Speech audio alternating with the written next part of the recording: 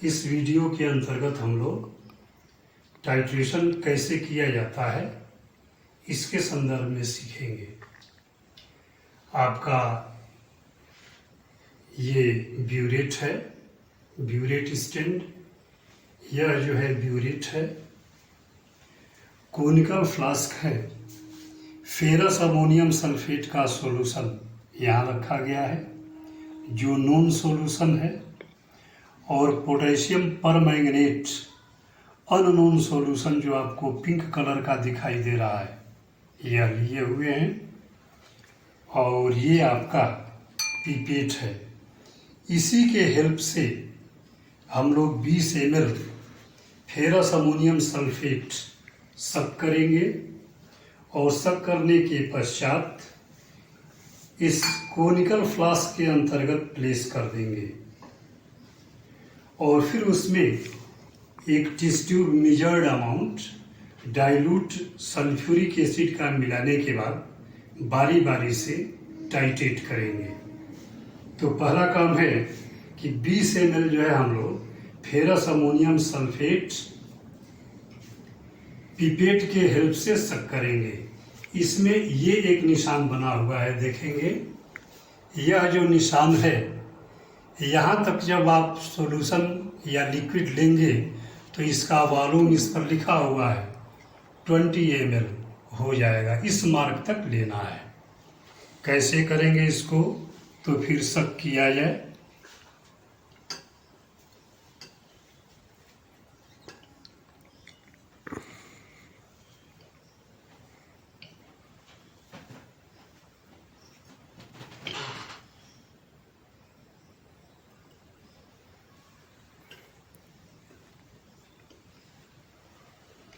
अब यह जो इच्ड मार्क है वहाँ तक इसका लेवल जो है धीरे धीरे गिरा देंगे।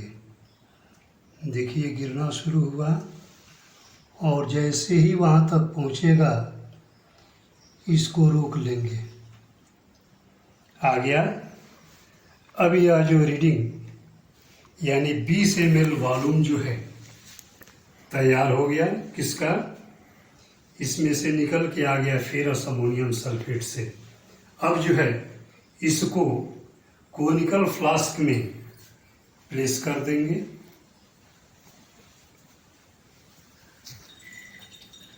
अब 100% ये 20 ml जो है कोनिकल फ्लास्क के अंतर्गत आ गया। अब इसके पश्चात जो है इस कोनिकल फ्लास्क में एक measured amount dilute sulphuric acid का ले लेंगे। ये डाइल्यूट सल्फ्यूरिक एसिड है। इसमें देखेंगे एक मार्क है, इस मार्क तक जो है लेना है, इसलिए कि यह प्रोसेस जो है 3 बार 4 बार 5 बार परफॉर्म किया जाएगा। तो हर बार इसका अमाउंट क्लियर हो, इसके लिए एक इसमें निशान बना दिए। अब इसी निशान तक जो है सल्फ्यूरिक एसिड जो डाइल्यूट है लेंगे।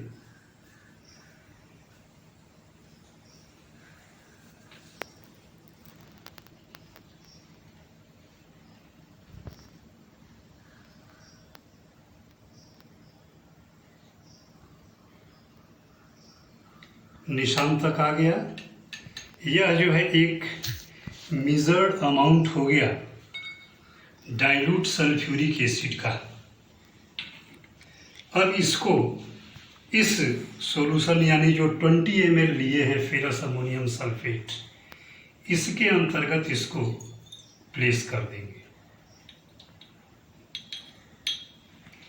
यह आपका सॉल्यूशन तैयार हो गया टाइट्रेट करने के लिए। अब जो है इसमें फनल लगाएंगे और क्लैंप को थोड़ा टाइट रखेंगे कि यह गिरने न पावे।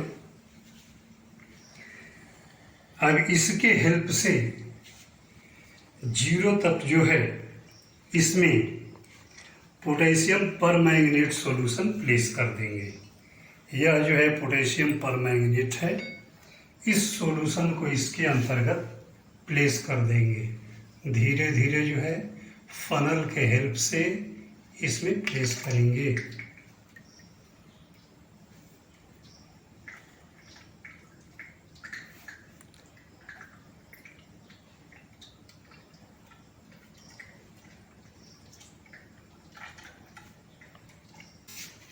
आप देखिए रीडिंग, इसको 0 पर ले आके एडजस्ट कर दिया जाएगा।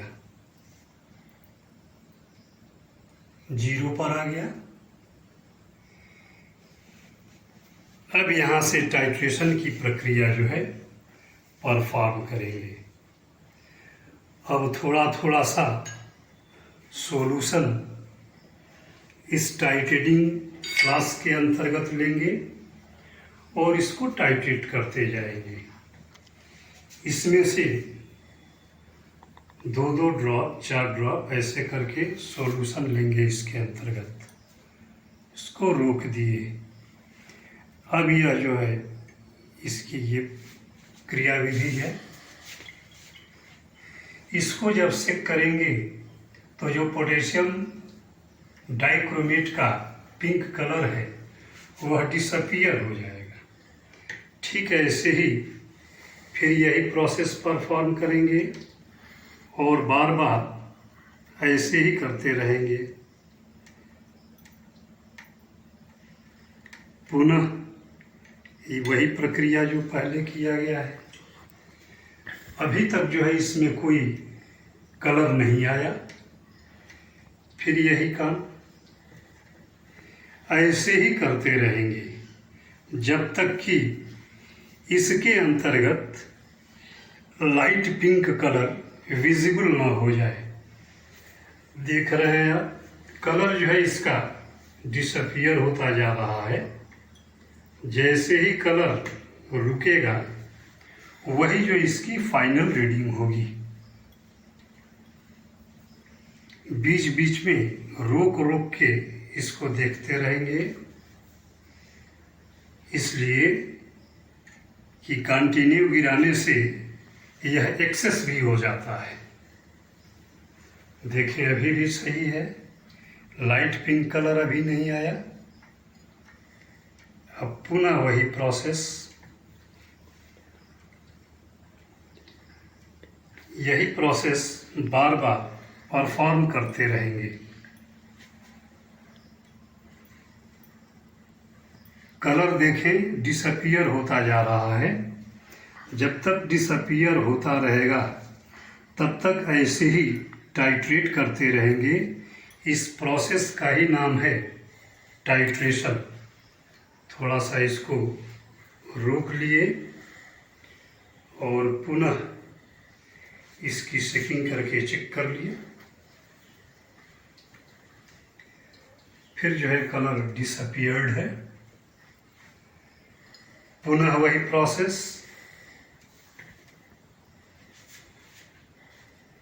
जब तक कि इंड पॉइंट तक न आ जाए।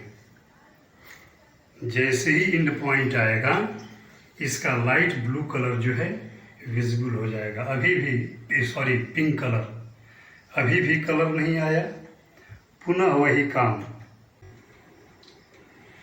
प्रोसेस चलता ही रहेगा जब तक कि इंड पॉइंट न आ जाए। फिर इसमें देखें पिंक कलर विजिबल है, लेकिन इसको चेक करके देख लेंगे। अब जो है ये नहीं जा रहा है। इस समय इसकी रीडिंग देख लेंगे। यह जो कलर है यह एक्सेस आ गया है, यानी हम लोगों का फर्स्ट टाइट्रेशन था जिसमें आप रीडिंग देखेंगे तो रीडिंग पर आपको शो कर रहा है 15.1 ml पर जो है ये थोड़ा सा एक्सेस हो गया। अब इस केमिकल को हटाएंगे और जैसे ही 14 तक आएंगे अलर्ट हो जाएंगे और तब एक्यूरेट वैल्यू अगली बार निकालेंगे। यानी यह जो लाइट पिंक कलर आया यह लाइट नहीं है, थोड़ा डार्क हो गया है, यानी 15.1 ml पर यह एक्सेस हो गया।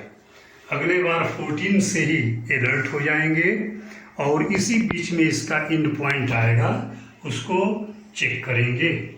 पुनः ब्यूरेट की रीडिंग 0 कर दिए।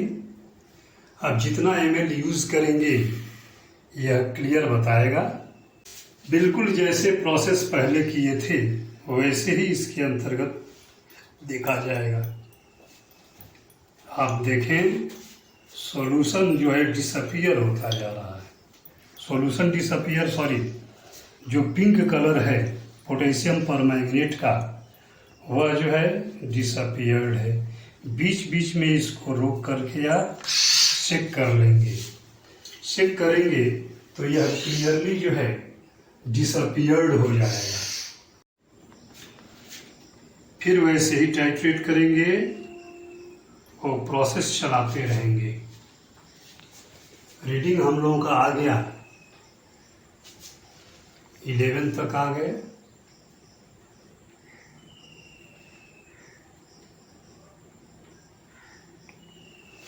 फोर्टीन तक वैसे ही चले जाएंगे, इसलिए कि फर्स्ट अटेम्प्ट 14 पर ही 15 पर जाके एक्सेस हो गया था। रोक लिए इसको और फिर जो है इसकी चेकिंग किए। अब जो है ये कलर स्लाइटली डिसअपीयर हो रहा है।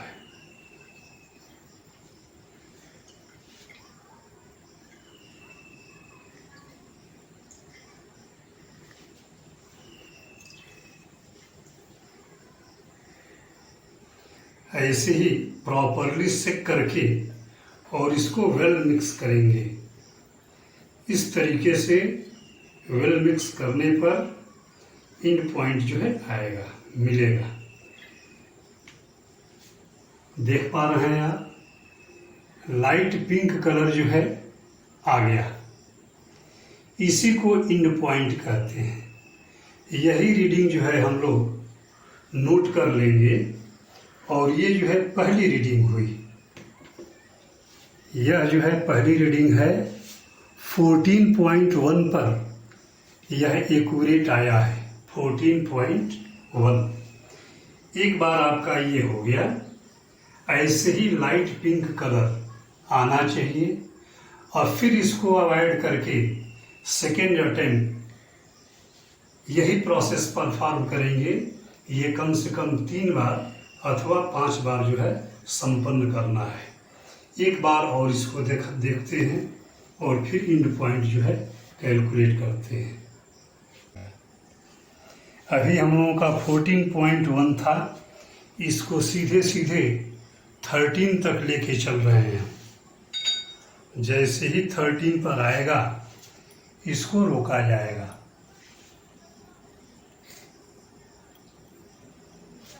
धीरे धीरे आ रहा है, अप टू 6 हो गया।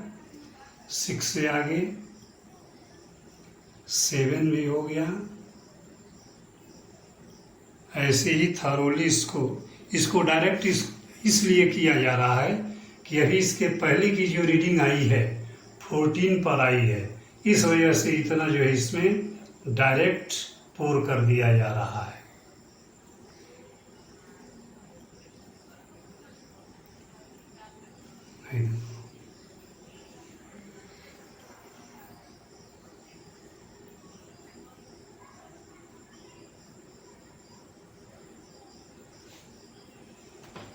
अब रीडिंग जो है 13 पर आ रहा है।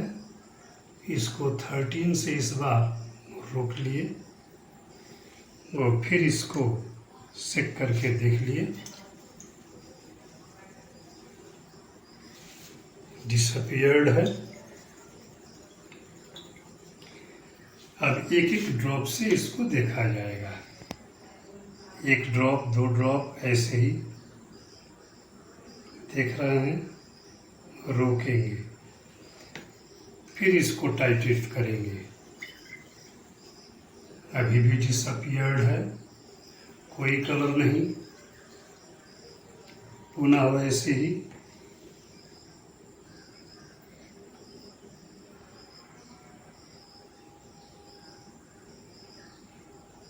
फिर जो है रोकेंगे और वैसे ही टाइट्रेट करेंगे।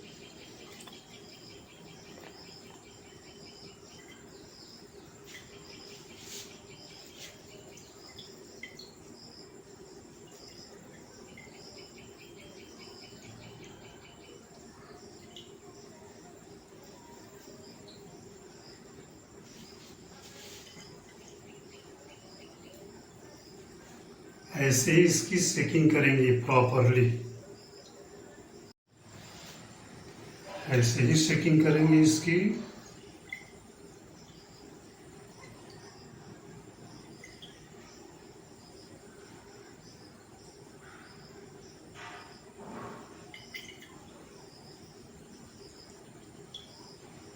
अब जो है ये लाइट पिंक कलर आ गया, लाइट पिंक कलर दिखाई दे रहा है, यही इंड पॉइंट है आपका। इस समय रीडिंग जो है क्या है देखेंगे, आपकी ये रीडिंग है 14, यानी 14 जो है इंड पॉइंट हुआ इसका। इस तरीके से कम 3 अथवा 5 बार परफॉर्म करेंगे। जो वैल्यू आएगा उस वैल्यू का मीडियन यानी मध्यमान कैलकुलेट कर लेंगे। यही रीडिंग जो है ब्यूरेट का रीडिंग कहलाएगा। इसके बाद हम लोग कैलकुलेशन करेंगे। इस प्रैक्टिकल की थियरी है जो पहले से इक्वेशन में बैलेंस करके आए हैं। क्या है? KMnO4 और plus H2SO4 gives K2SO4 plus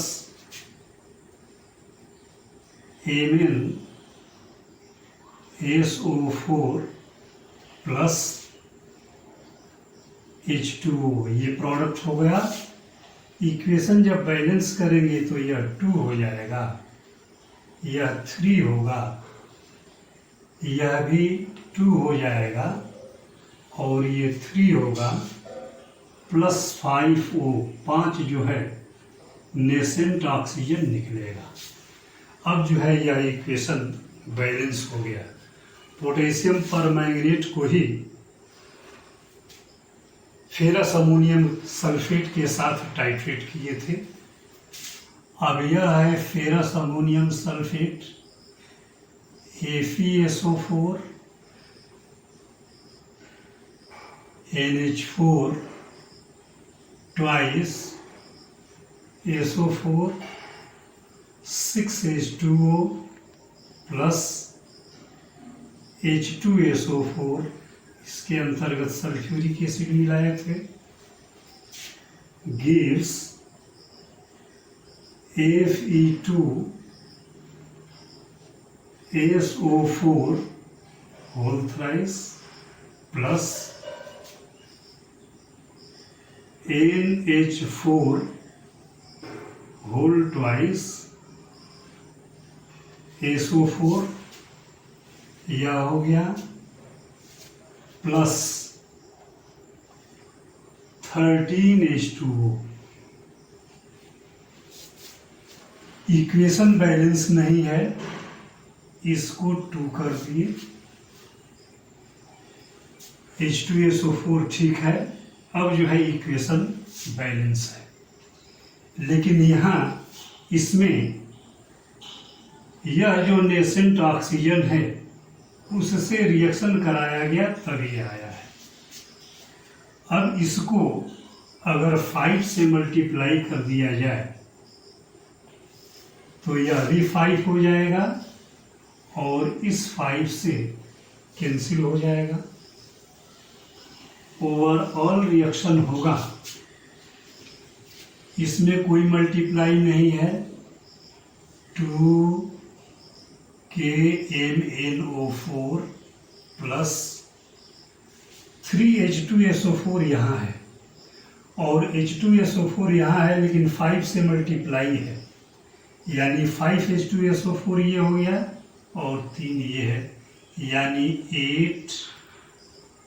8H2SO4 यह हो गया, प्लस इसका रिएक्टेंट ये 2 है लेकिन 5 से मल्टीप्लाई है, तो क्या होगा, यानी 10FeSO4 NH4 twice whole twice है SO4 6H2O गिव्स, इसमें कोई मल्टीप्लाई नहीं है तो K2SO4 प्लस 2MnSO4 प्लस 13 से 5 मल्टीप्लाई है H2O तो 65 हो गया और 3 ये है, यानी 68H2O प्लस यह 5 से मल्टीप्लाई है 5Fe2SO4 होल थ्राइस प्लस यह भी 5 से मल्टीप्लाई है 5NH4 होल ट्वाइस SO4। यह जो है इक्वेशन हुआ। अब इसमें जो भी ये वैल्यू देख रहे हैं इसी के हिसाब से कैलकुलेशन होगा। इसका आयनिक इक्वेशन होगा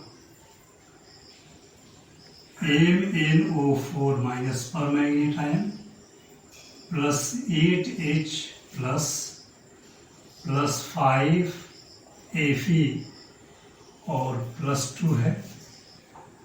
चाहे तो इसको ऐसे भी लिख सकते हैं, gives Mn plus 2 plus 4H2O plus 5Fe और 3 पॉजिटिव चार्ज।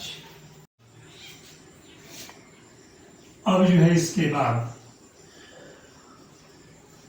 Observation table. इसमें सबसे पहले सीरियल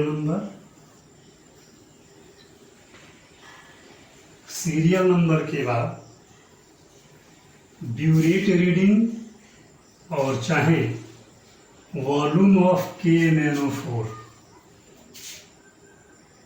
पीपेट का भी लिख सकते हैं, volume of ferrous ammonium sulphate, यह भी हो जाएगा। और इसके अंतर्गत वॉल्यूम ऑफ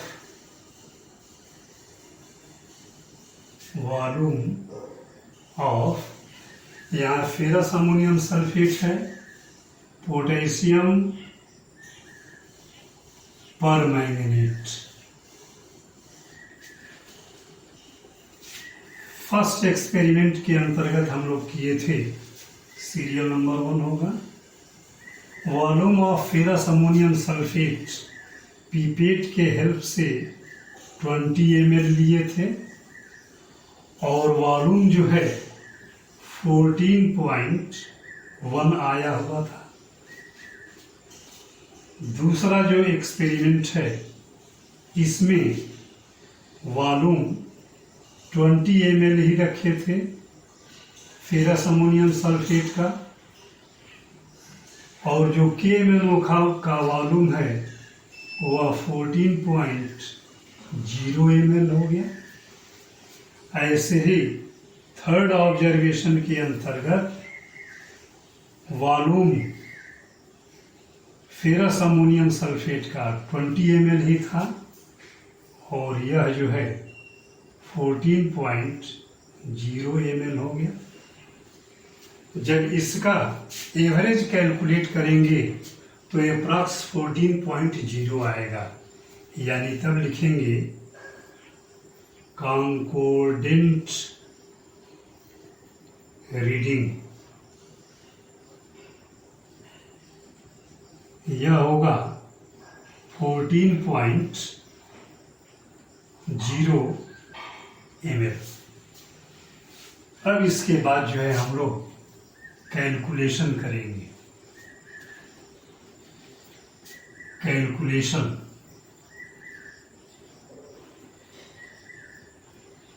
कैलकुलेशन में क्या होगा, M1V1 by N1 equal to M2V2 by N2। इस फॉर्मूले से स्ट्रेंथ का कैलकुलेशन करेंगे। अगर M1V1 N1 यह वैल्यू फेरस अमोनियम सल्फेट के लिए फेरस अमोनियम सल्फेट के लिए लिया जाए और 2 वाली वैल्यू KMnO4 के लिए कर दिया जाए। तो अब देखें M1V1 यानी M1 molarity ferrous ammonium sulphate का, तो फेरस अमोनियम सल्फेट का मोलारिटी M/40 यानी 1/40 किया गया है। फेरस अमोनियम सल्फेट की मोलारिटी हो गई M1 into V1 ferrous ammonium sulphate का वॉल्यूम 20 ml हर बार लिए हैं, by N1 ferrous ammonium sulphate का मॉलिक्यूलरिटी कितना है, तो ये बैलेंस इक्वेशन में 5 दिखाई दे रहा है, यह जो है 5 हो गया। M1V1 ये M1 है, यह V1 है और ये N1 है 5 इक्वल टू, अब M2 मोलारिटी कैलकुलेट करना है, M2 V2 वॉल्यूम कितना है, तो वॉल्यूम KMnO4 का 14.0 आया है इंटू 14.0 डिवाइडेड बाय KMnO4 का यह मोलारिटी है, यह वॉल्यूम है इंटू, यानी ये Mn है, इसी में KMnO4 है, यह बाई 1 हो गया। इसको सॉल्व कर देंगे तो मोलारिटी आ जाएगा, यानी ये 22 यही हो गया equal to 1/5 2 10 equal to M2 into 14.0। अब यही या M2 इंटू 14.0 इक्वल टू 1/10, यानी M2 इक्वल टू 1/14.0 इंटू 10, यह हो जाएगा। अब इससे कैलकुलेट करके वैल्यू निकालेंगे इक्वल टू 1/140 इक्वल, अब इसके बाद जो है इक्वल टू 0.00 और इसका कैलकुलेटेड वैल्यू है 714।